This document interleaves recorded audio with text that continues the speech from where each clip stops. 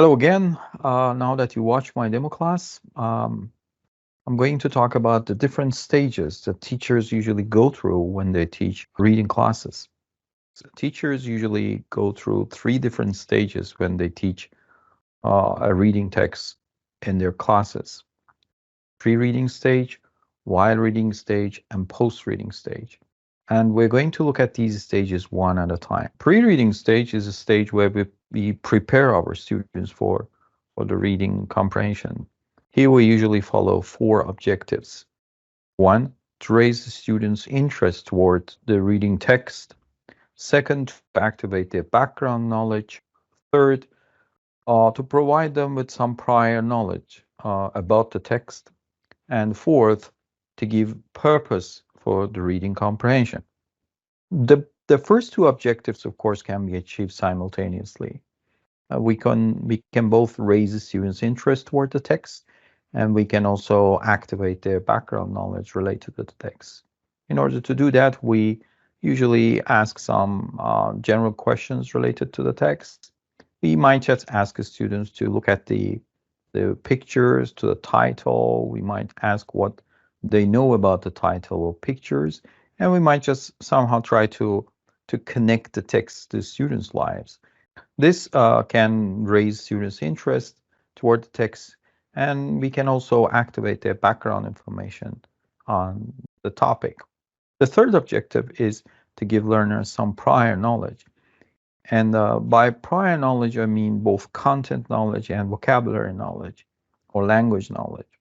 So if the text is culturally loaded, it's, for example, if the text is about some subject matters for which students do not have any prior information. For example, it's about a religious text, or it's about a sports that the students have never played. So we might just give them some prior content knowledge on about the text. Of course, prior knowledge can also mean language knowledge, and that means basically vocabulary knowledge. So you might introduce some key vocabulary that you think that students need to know in order to read and understand the text. The fourth objective is to give students a purpose to read.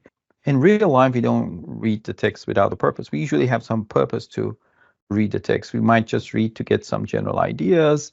We might just read the text because we are interested in some specific information. We might just read for pleasure.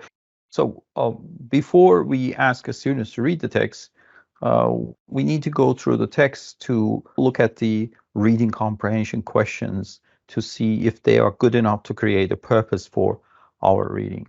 So pre-reading activity, of course, should not be carried out by teachers alone. It should be conducted through interaction between teacher and students. So it shouldn't be a monologue by a teacher. And also, you need to be careful while discussing not to divert from the main subject. This is not the time for lengthy discussion. So pre-reading activities should be short and should be limited to the topic, the main topic of the reading. If students divert from the main topic, you need to bring them back to the main subject. Once we're done with preparing students with the reading, once we have activated their background knowledge, we have introduced probably some vocabulary for the students. We've given them students a purpose to read. For example, we've given them some questions and we say that we're going to read this text to find answer to these questions. We might move to the next stage, which is while reading. Here, our job is to monitor students to make sure that they complete the task and they have no problem with completing the task. While reading is usually carried out individually, but once they're done with this stage, they could check the answers collaboratively together in groups or pairs. So once we're done with while reading activity, we move to the third and the last stage, which is post-reading phase. Post-reading has three major objectives. One is to collect the answers to the reading comprehension questions. So we might ask the students to consult each other to make sure that their answer is correct. and then we collect the answers from students. The important point is that you should not limit yourself just to the answers. You should also know the reason behind the answers. So, for example, if a student says that for question number 1A is right, you have to ask students why they think, or he or she thinks, that the certain answer is the right answer. So here, that it requires you to get back to the text to check for the answer. So students should come up with reasons why their answer is correct. So this is the first objective. The second objective is language work.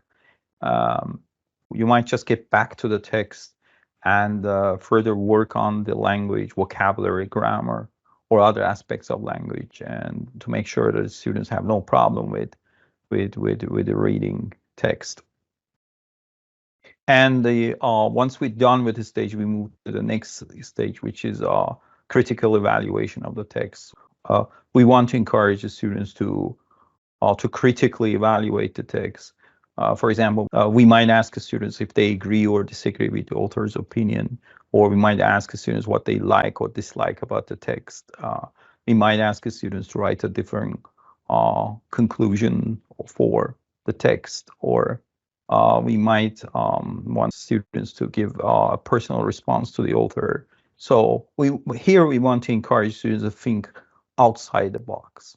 And this way we might just relate reading to speaking activity or to a writing activity. So a reading might end with a discussion, or it might end with a writing response to the author. Thank you for listening, and I hope to see you in another video. Have a good day.